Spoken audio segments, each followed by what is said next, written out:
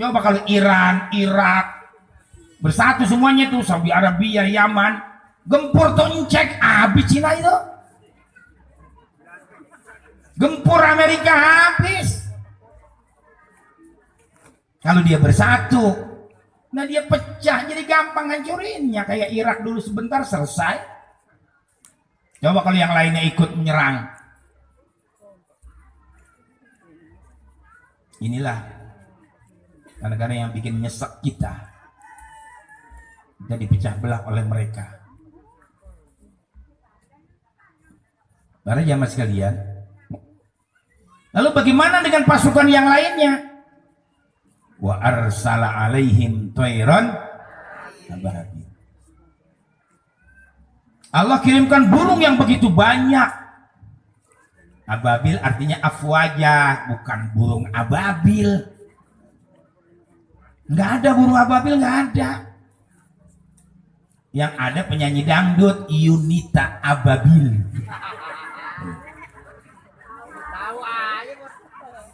Nggak ada burung ababil, nggak ada. Asal gobleh aja sih. Titelnya SAG, Sarjana Asal Gobleh. Mamah dedeh gitu.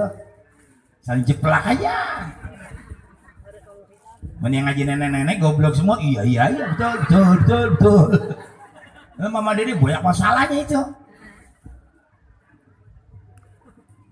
Ada lagi mubalighah juga kemarin ngomong di TV. Ibu-ibu kita belum diuji.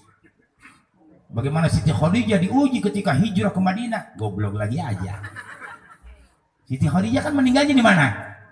Di Mekah. Enggak sempat ikut hijrah. Sebelum hijrah sudah tahun ke-10. Jadi tahun ke-10 dari kenabian meninggal istrinya Siti Khadijah, meninggal pamannya Abu Thalib, itu dikatakan Amul Husni, tahun kesedihan. Karena istri yang dicintain meninggal. Kalau bini emang baik mah kita ngenes, Pak. Istrinya baik, taat, patuh, ngelayanin, sopan. Kalau bini yang brengsek, girak lakinya mati. Rasain lu, mampus lu. Lu nyolongin duit mulu, gua mulu di dompet lu. Ada yang kata udah enak makan bagaimana aja. Mudah-mudahan di sini mah gak begitu. Amin. Ya Rabbal. Jadi Siti Khadijah itu meninggalnya di Mekah. Dia sebagai Sri Kandi Nabi besar Muhammad Sallallahu Alaihi Wasallam, penghibur. Begitu Siti Khadijah. Ibu-ibu yang mesti harus begitu melayani suami. Padahal dia lebih tua 15 tahun. Dia orang kaya, dia orang ningrat. Nabi lebih muda tapi sopannya kayak apa? Itu yang namanya Siti Khadijah, nggak pernah alfa, nggak pernah lalai melayani suami. Kalau kita kan kagak, nyari nasi aja nggak nyendokin dia begitu. Udah ada semua di meja itu. Gitu. Udah ditungguin no, bisa udah nungguin. Udah bikin kopi aja kagak mau. Udah itu ada air termos, ada gulanya situ. Laki nggak mau dibikinin juga sama bininya air termos. Dari pagi sampai sore kan udah dingin. Kopi cap gentong di situ ngambang. Diminum nyelip di gigi. Kata lakinya sambal geledek mending gua. Yo. Enak gak kalau digituin? Nggak enak kan? Nah, makanya masak air segelas. Gak usah banyak-banyak. Masak air sepanci, kapan matangnya? Saya pernah nyuruh pembantu pengen buat ngopi, mau tidur. Mbak sini, ini kopi taran. Ya tungguin, kopi nggak matang-matang. Saya ke belakang, lu sepanci dia masak. Tolol lama situ buat itu. Masak air segelas dulu, bakal gua bikin kopi, ntar sepanci belakangan. Bantu. Jangan ibu-ibu layani suami. Suami pemimpin tertinggi dalam rumah tangga. Masak air segelas biar mendidih, seduh tuh kopi, aduk-aduk tuh. Tutup baru kasih gula, aduk-aduk tutup baru kasih jahe. begitu. Nggak usah ibu nyediain kopi yang enak buat laki, ibu nyuci baju satu aja kaos kutang, kaos oblong, 2000 dosa udah diampunin oleh Allah. Jangan kira nggak diberi pahala. Apalagi ibu bisa bikin kopi, masak yang enak, apalagi bisa goyang di kasur.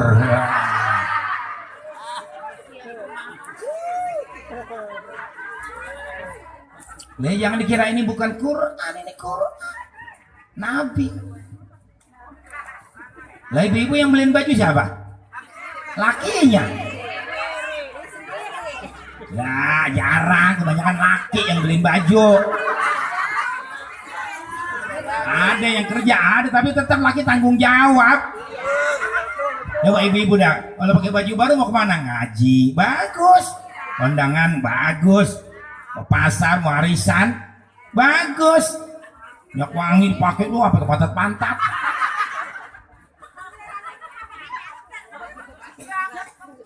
Giliran tidur sama laki udah kayak kucing dapur, daster somplak,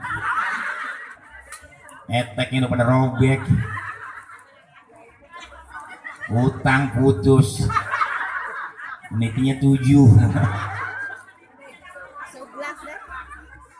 Bukan ibu-ibu sini, sono di laut. Jangan. Dan yang rapi, yang bagus, layani suami kita. Pahalanya besar. Kemana-mana jalan goyang, kira nama laki kagak ada mau pisang gelonjor gitu. Apa enaknya gitu.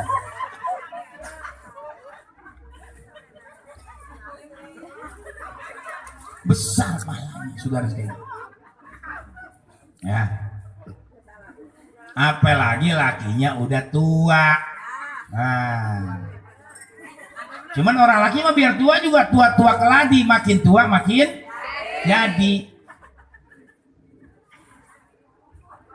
Kan begitu. Paling enak jualan kembang banyak macemnya. Paling enak jadi wong lanang, makin tua banyak santennya. Cuman orang udah tua ya lambat.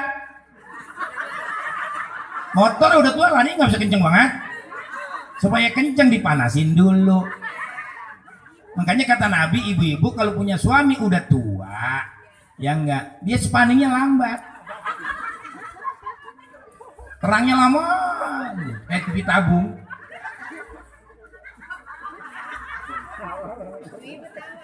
Ibu-ibu udah ketawa ya.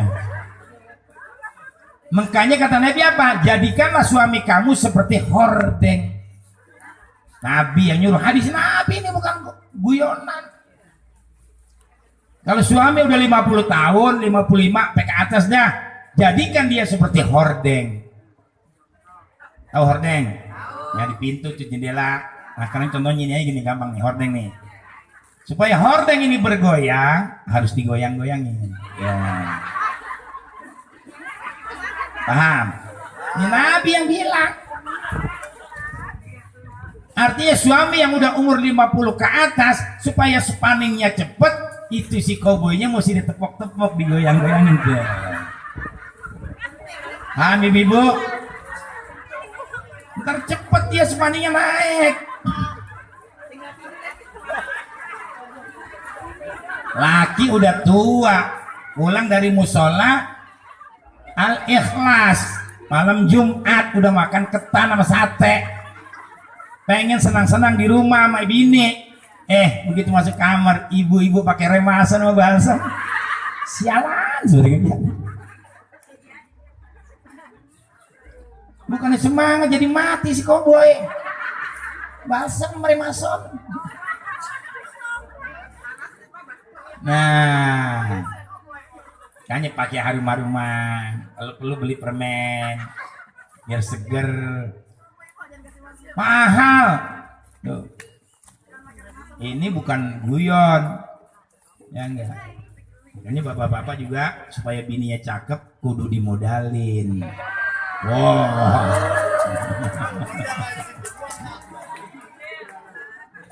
Jangan pelit. Kadang-kadang kan ada bu orang laki pelitnya 17 setan. Sama bini pelitnya masya Allah. Duit ya selip-selipin di kaos kaki, di sepatu, sadel motor. Kadang-kadang dipici selip dia. Jangan. Kisah ngasih duit bini itu bukan duit belanja doang. As-shadaqatu ala dhahri ghinan wabda biman ta'ulu, kata Nabi. Sedekah buat orang yang punya kelebihan. Mulailah sedekah itu kepada orang yang menjadi tanggungan kamu. Kalau uang dapur per hari 150.000, 200 dah. Ya enggak? Banyakan. Kagak 200 semua. Gasnya aja berarti gas udah 160. Ya kurang lebih dah seperti itu, mudah-mudahan kaya semuanya. Harapan. Masih ada lebihnya, si istri mau beli baju seragam, kasih duitnya. Begitu. Banyak banget baju seragam lu, ngapain di seragam lu, seragam lagi? Lu mau duit ustazah aja? Nah, ustazahnya tekor. Asal tinggal 200 aja, kagak mau bayar yang ngutang. Ya di mana-mana begitu dia resikonya. Ini saya emang nggak mau urusan-urusan begitu. Ada yang kalau tinggal 200 ngilang. Jangan, nggak baik punya hidup kayak begitu. Utang kalau diniatin mau bayar pasti ada rezekinya. Begitu. Kalau kita niat udah nggak mau bayar, besok biar dapat jutaan juga sayang bayar. Yang mau udah niat kagak mau bayar. Tapi kan besok dipertanggungjawabkan di hadapan Allah. Nabi saja kalau ada orang mati ditanya punya utang, kagak bakal disembayangin. Tuh dengerin ngaji nih. Kadang-kadang ustadz itu pada bego. Utang sama murid kagak mau bayar. Banyak loh ustadz di mana-mana begitu tuh wataknya. Dia pikir murid gua nih katanya kagak bakal nagih. Bener murid mah malu nagih sama ustadz. Tapi lu kan ngajarin orang biar bener, lu kudu biar bener. Betul. Saya mah berani ngomong apa aja dari dulu, saya mah bener. Saya mah nggak kegoda bu sama duit, sama pangkat nggak kegoda saya mah. Saya mau jadi anggota DPR berapa kali dibiayain nggak mau. Saya ceramah tiap hari begini, dapat duit tiap malam. Cuman saya mengirinya satu, kalau aki-aki udah tua, bininya muda cakep gue najis.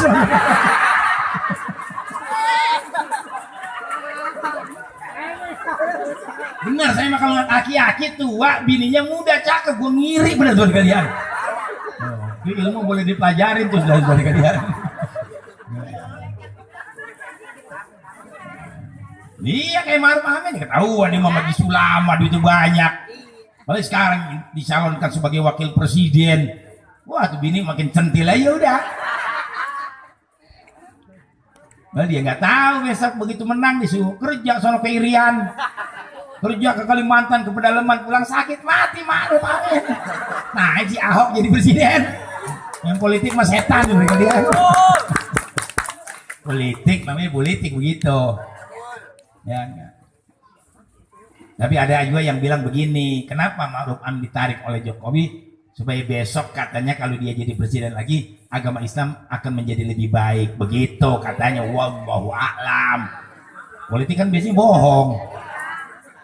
Politik itu apa artinya sih? Pola licik dengan bermacam taktik untuk mengalahkan orang lain. Tuh arti politik begitu, politik pola licik dengan bermacam taktik buat ngalahin orang. Kalau saya lihat sih emang calon pemimpin sama saya mah dua-duanya belum ada ngepas kalau saya. Terus terang aja saya mah. Prabowo saudaranya kan Kristen semua. Dianya Islam tapi gak pernah sembahyang. Boleh cek kalau nggak percaya. Kayaknya saya udah pidato ada di YouTube pidato saya tuh. Prabowo sembahyang lo sholat buat gitu. Kalau mau jadi presiden biar umat jadi demen lo. Nah, saya mau balik, saya hajar semua gak ada urusan. Kan ulama di tengah-tengah, ulama kapan? Itu kan nanti pemilihan terserah. Bapak ibu-ibu mau nomor 1 silakan, mau nomor 2 silakan, tapi semuanya ada tanggung jawabnya di hadapan Allah. Kalau besok kita pilih nomor 5 yang menang, dia jadi presiden. Ah, begitu jadi presiden, bir halal, judi bebas, ya nggak, LGBT bebas, pelacuran bebas. Nah, lo yang nyoblos dia, kebagian dosanya lo sekalian. Oh, ini bicara agama begini, kalau agama ada yang tersinggung ya alhamdulillah. Ya ngopi lu ngopi.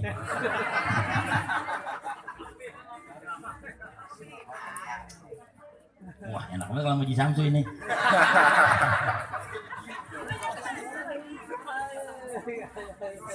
Ya, jadi kembali lagi. Jadi mari, nggak bapak, begitu hidup rumah tangga. Saya dulu begitu sama almarhumah. Istri saya meninggal tahun 2014. Jadi udah 8 kali bolak-balik begini. Setiap pulang saya belikan emas 50 gram. 60 gram. Lah emang begitu jadi laki kudutnya. Enggak nih kalau bohong dosa ini. Nggak mau saya mau bohong, nggak mau enggaknya. Enggaknya ustadz itu bukan sekedar jadi ustadz jadi mubalek. Ustadz mesti ngikuti sifat-sifat Rasul. Rasul itu ada sifat apa? Siddiq namanya. Benar. Ustadz harus benar. Gitu. Ini saya masih bilang ngomong apa aja saya mau berani karena saya benar. Menit itu doang kan itu melihat aki-aki bininya cakep udah gue ngiri.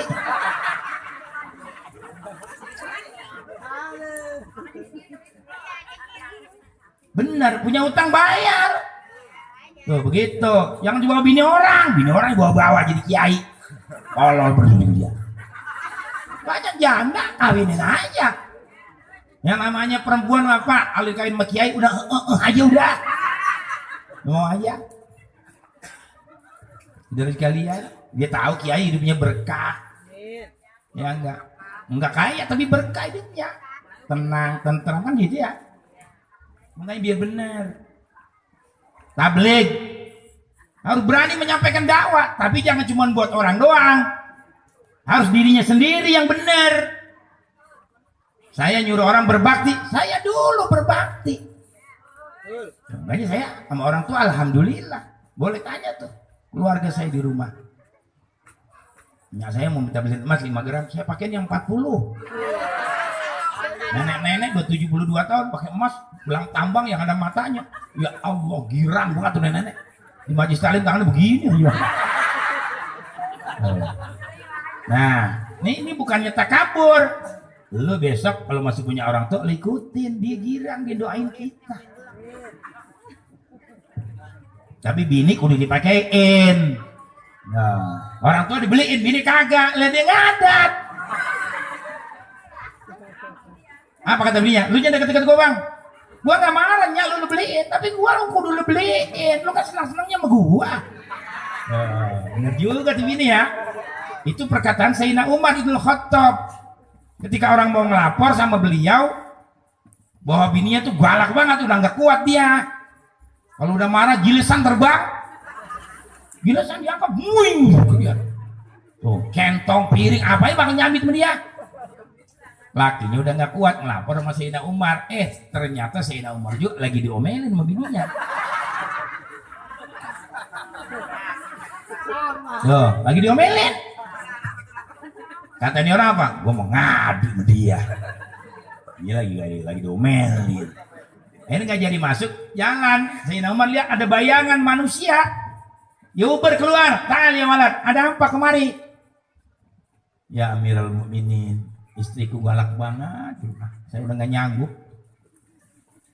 Kalau udah marah tuh gilesan, piring apa aja udah kali belakang lempar dia. Aku mau ngelapor tapi aku dengar kau tadi lagi dimaki-maki. Sini, duduk, kita ngobrol.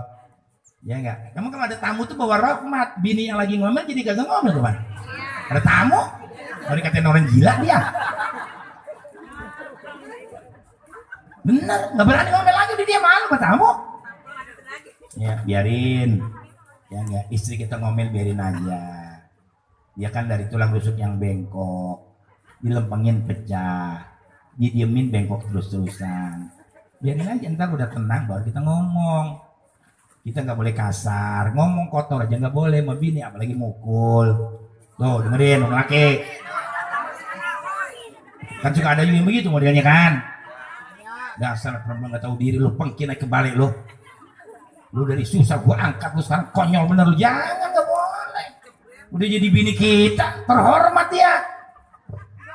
Tuh saudara kalian harus begitu. Ya. Tidak Umar bilang begitu. Saudara-saudari kalian, dia yang memasak makanan, dia yang merawat rumah tangga, dia yang menghamilkan anak kita, yang melahirkan, membesarkan, mendidik. Dia tempat kita bersenang-senang, kan begitu? Baru paham tuh tamu tadi. Udah ntar, ada baru kita nasihatin pelan-pelan. Saya udah begitu sama almarhum aja saya. Udah 4 tahun. Dulu mah gak punya bini.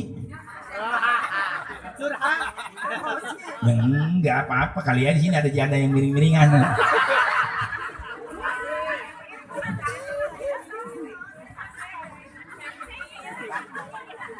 Ya. Para jamaah sekalian. Jadi seperti itu. Sayyidina Umar tuh mengajarkan kepada tamu yang datang tadi. Biarin. Saya dulu kalau bini marah juga saya mandi, sampai ke baju, hidupin mobil jalan. Tuh, ngomelin aja pergi dah. Ngomelnya sama tembok situ. Akhirnya ya enggak jadi gitu begitu ya. Sebetulnya marah ada hikmatnya juga. Asal jangan sampai keterlaluan. Kalau habis marah sama bini biasanya nganten barunya kenceng. Biasanya begitu, lebih nikmat. Itulah sifat kita seperti itu.